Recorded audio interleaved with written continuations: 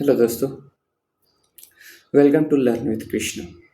आज हम लोग काइनेटिक एनर्जी का डेरिवेशंस देखने वाले हैं, जो कि आईसीएसई क्लास 10th के लिए बड़ा ही इंपॉर्टेंट है। ये आपके पेपर में भी 2 या 3 मार्क्स का आ सकता है। तो सबसे पहले हम क्या करेंगे, मान लेंगे कि हमारे पास कोई ऑब्जेक्ट है जो वी वेलोसिटी के साथ मूव कर रहा है। मान लेते हैं कि मान के चलो हमारे पास ये कोई गाड़ी है या फिर कोई बॉडी है जो जिसका मास क्या है, m है, और जो v वेलोसिटी के साथ मूव कर रहा है। तो हम जानते हैं कि अगर हम इसको रोकने जाएं तो हमें उतना ही वर्क करना पड़ेगा जितना इसके पास अभी एनर्जी होगा। तो अगर ये मूव कर रहा है गाड़ी, तो इसके पास अभी कौन सी एनर्जी होगी? अभी होगी इसके पास काइनेटिक एनर्जी। अभी इसके पास काइनेटिक एनर्जी। तो इसको अगर हम रोकें तो हमें उतना ही वर्क करना पड़ेगा जितना इसके पास काइनेटिक एनर्जी होगा। We have to do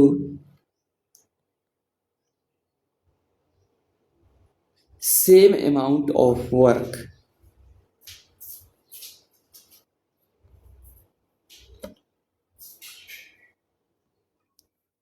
to stop it। इसको रोकने के लिए हमें उतना ही अमाउंट में वर्क करना पड़ेगा जितना कि इसके पास काइनेटिक एनर्जी होगा। ओके सर, समझ गए। तो इसके लिए अगर मान लीजिए हम क्या करते हैं, यहाँ पे खड़े हो गए और खड़ा होकर इस पे क्या फोर्स अप्लाई करना शुरू कर दिए, वो भी अपोजिट डायरेक्शन में एफ फोर्स, तब ये गाड़ी क्या हो जाएगा, रुक जाएगा। तो अचानक तो रुकेगा नहीं।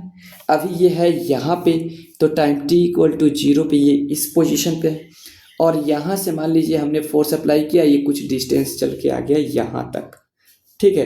तो ये चलते चलते सम डिस्टेंस ट्रेवल किया और यहाँ आके फाइनली ये हो गया स्टॉप। तो फाइनल वेलोसिटी =0। तो हमने इस पे जितना वर्क किया उतना ही इसके पास काइनेटिक एनर्जी होगा। इसके पास जितना काइनेटिक एनर्जी होगा उतना ही अमाउंट का हम ऑर्डर करने के तभी ना ये रुकेगा जी। तो हाँ सर, तो अब जो कि हम यहाँ जो फोर्स लगा रहे हैं, जो हम एफ फोर्स अप्लाई कर रहे हैं, ये एक कांस्टेंट फोर्स हम अप्लाई कर रहे हैं और ये अपोजिट डायरेक्शन में अप्लाई कर रहे हैं। तो ये जो एक्सेलरेशन लाएगा, acceleration due to force, acceleration due to force क्या हो जाएगा, -a। रिटार्डिंग एक्सेलरेशन यहाँ अप्लाई करेंगे, ठीक है। तो अगर हम वर्क डन निकाल दें कि हमने कितना वर्क डन किया, तो ये हमारा काइनेटिक एनर्जी निकल जाएगा। तो वर्क डन इक्वल टू होता है क्या, Fs, ठीक है, फोर्स इनटू डिस्प्लेसमेंट। तो सर फोर्स तो हमें पता है, डिस्प्लेसमेंट भी नहीं पता है। तो अगर हम डिस्प्लेसमेंट निकाल के इस फॉर्मूले में, और जो ये वर्क डन होगा, जो कि जानते हैं कि वर्क डन इक्वल टू हो जाएगा काइनेटिक एनर्जी।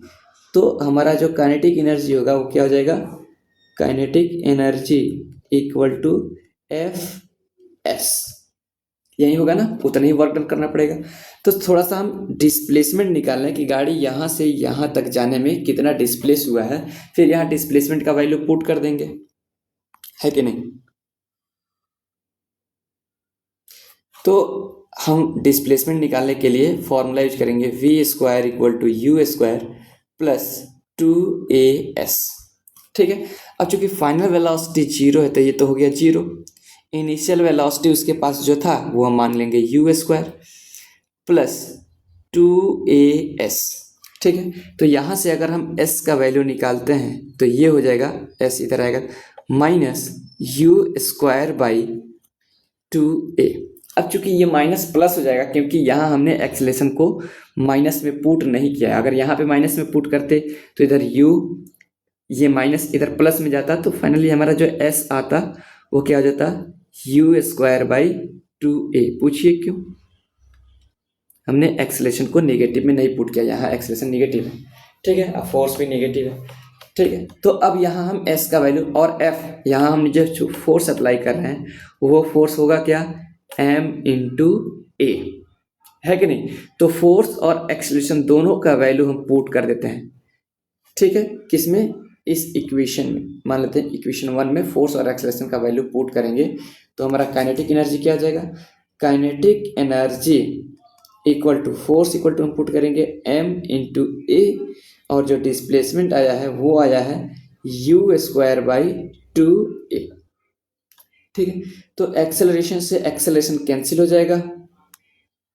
अब हमारे पास जो काइनेटिक एनर्जी बचा वो केवल आ जाएगा हाफ, ये मास यहाँ है और ये वी स्क्वायर मतलब जो गाड़ी का स्पीड रहेगा। और फाइनल आप यहाँ लिखिएगा क्या, प्रूव्ड, या फिर जो भी आपने जो ड्राइव करना होगा वो कर देंगे। तो ये था हमारे पास क्या, equation of derivation of kinetic energy.